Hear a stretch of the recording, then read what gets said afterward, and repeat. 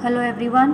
In today's class, we will look into this series which is called as Fibonacci series. So basically, we will learn how to display this series onto the screen. So what is Fibonacci series? So one example is seen on the screen. This particular series was first actually developed or first suggested by this particular person called as Leonardo Bonacci, who is an Italian mathematician. So how does this particular series is obtained is that you have to add first and second element to get the third element. The second and the third element is added to get the fourth element, and so on. So over here, if you see, 0 plus 1 is 1, then 1 plus 2 is 3, 2 plus 3 is 5, 3 plus 5 is 8, 5 plus 8 is 13, 8 plus 13 is 21. So to get the next number in the series, you have to add 13 and 21, and you have to get the next number in the series, which will be 34. So this is how this particular series called as Fibonacci series works. And the task for you all for today is to learn how to write an algorithm to obtain the Fibonacci series. We will also look into how to draw the flowchart for the same. Now there are 5 basic steps or statements which you have to execute to obtain the Fibonacci series. So the first step is this, the second step is this, the third step is this, the fourth step is this, and the fifth step is this. So basically the first step is nothing doing but just printing the value of the variable f1. The second step is adding the value of variable f1 and f2 and assigning it to f. The next step you can see over here is assigning the value of f2 into f1. This fourth step does the assigning of value of the variable f into f2. And the final step does the incrementing of the variable I. So I plus plus stands for incrementing.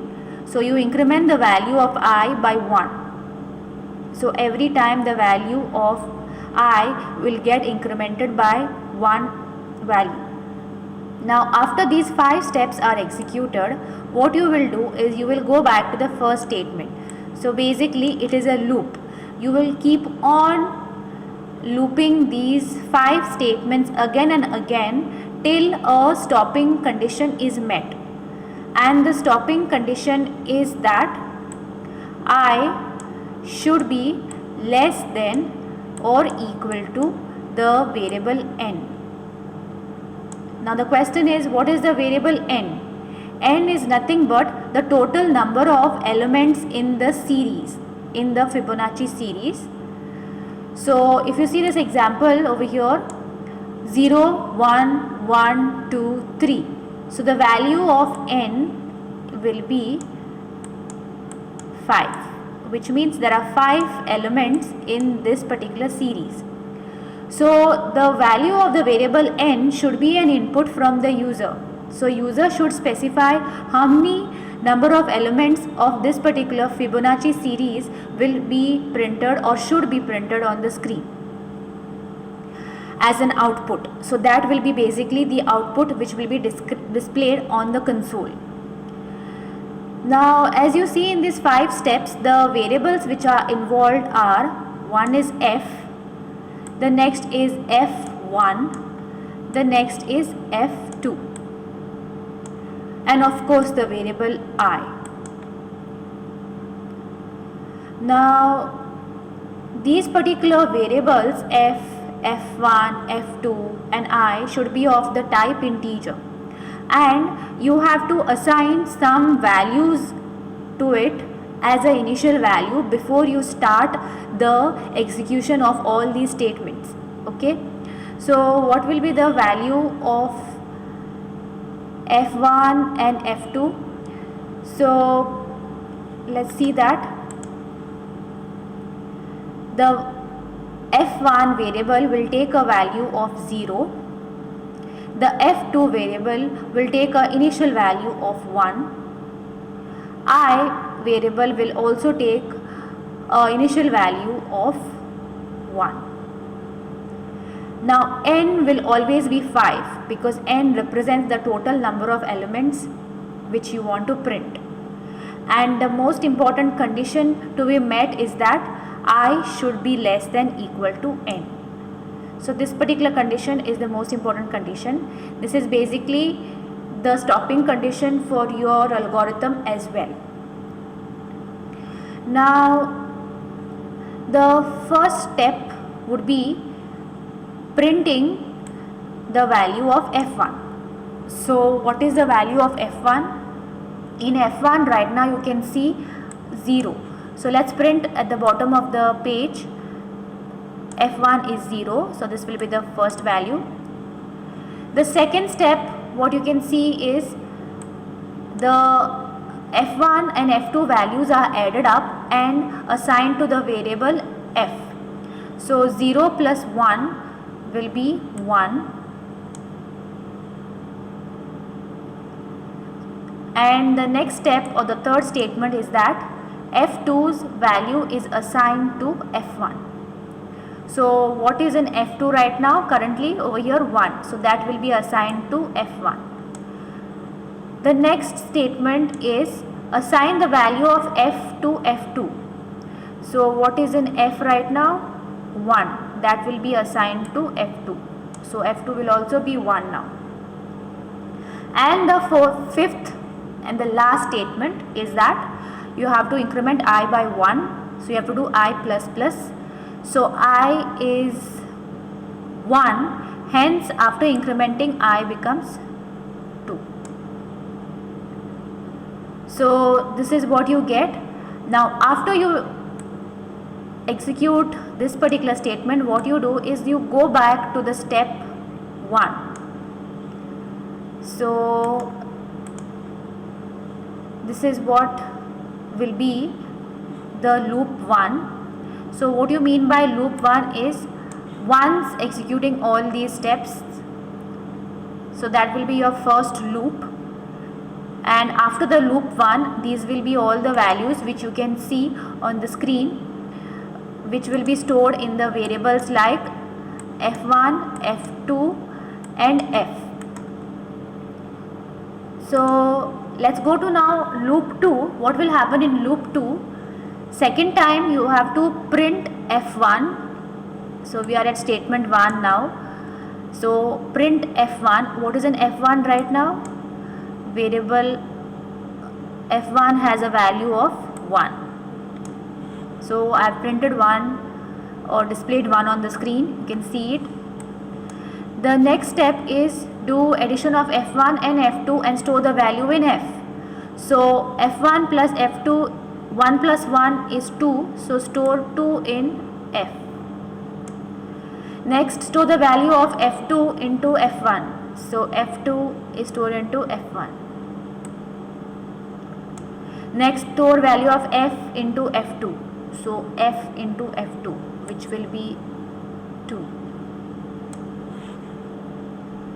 And the last step is increment I by 1. Since we have to loop another time, we have to increment this I value by 1. So I becomes 3, and this will be your second loop which we are right now currently in. So these will be the values which you have to every time, or you get exactly after the loop 2. Now let me just erase this. Next thing you have to do is loop again to execute all these statements. And the moment you loop again, the very important thing is that you have to check for the condition. So is the condition true? Basically, is I less than equal to n? So what is I? First of all, I is 3. Is 3 less than n? You can see over here. Yes, 3 is less than n. Hence, you have to perform all these steps because 3 is less than 5, which indirectly means I is less than equal to n. So the first statement again is print f1. So what do we print? Whatever is in f1. So what is in f1 right now? 1. We print that onto the screen. The next thing is you add f1 and f2 and store in f. So 1 plus 2 will be 3 and it will be stored in the variable f. The next thing is whatever is in f2 is assigned to f1. So what is in f2? 2 right now, that will be assigned to f1. The next thing is whatever is in f is assigned to f2. So in the variable f there is 3, that will be assigned to f2 variable. And the last step is to increment the loop variable, which is the variable I. So I plus plus incremented by 1, hence I becomes 4.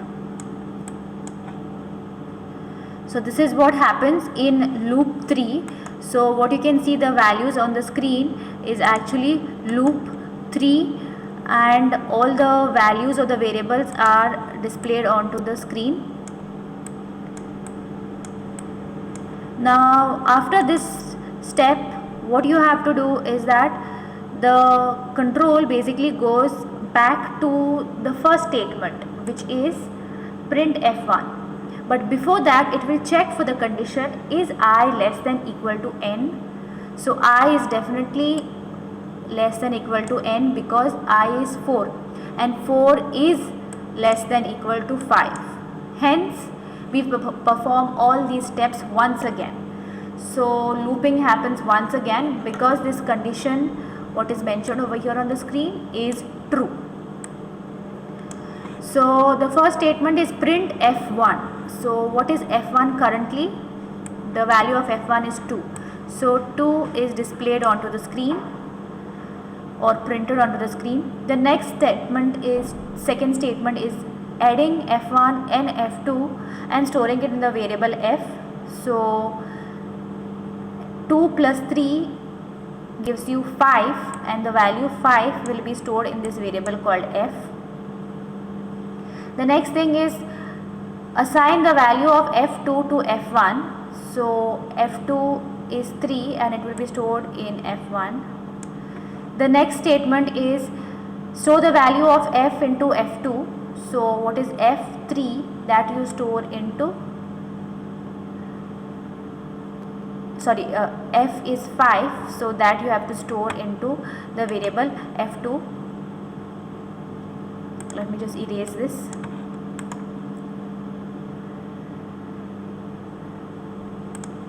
So 5 over here. The last statement says do I plus plus. So I was 4 last time. So now I will be 5. I will get incremented to 5.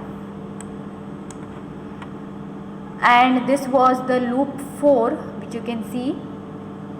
So at loop 4, basically you have got all these values which are displayed on the screen.